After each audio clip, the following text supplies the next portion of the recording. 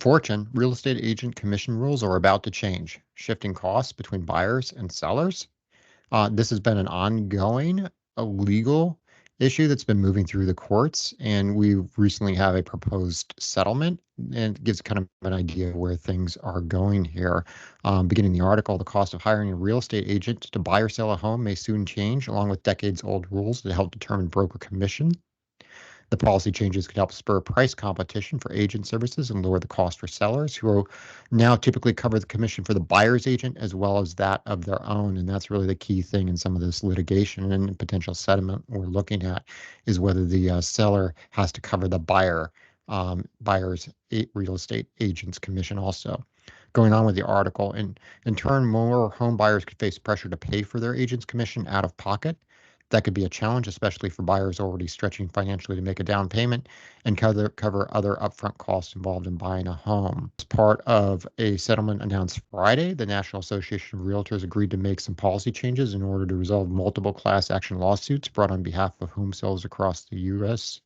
The trade group agreed to change its rules so brokers who list a home for sale on any of the databases affiliated with the NAR are no longer allowed to include offers of compensation for a buyer's agent. If the court signs off on the settlement, now this hasn't been signed off on yet, the NAR would implement the rule changes in mid-July.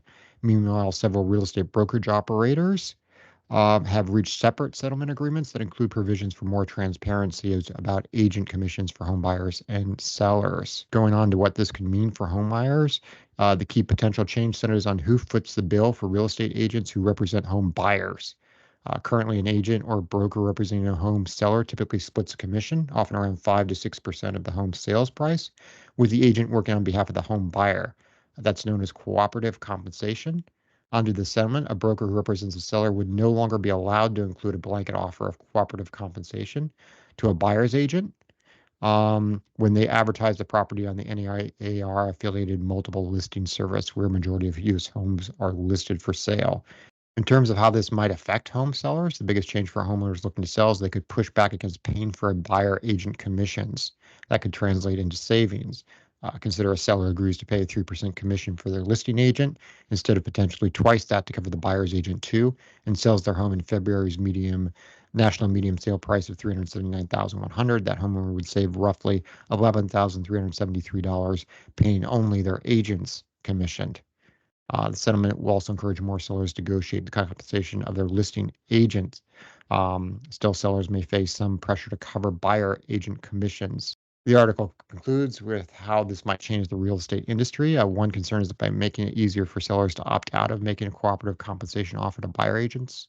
Some buyers will opt against hiring an agent or only doing so towards the end of the process after they've gone through most of the home hunt themselves. That could end up weeding out some low-performing brokers.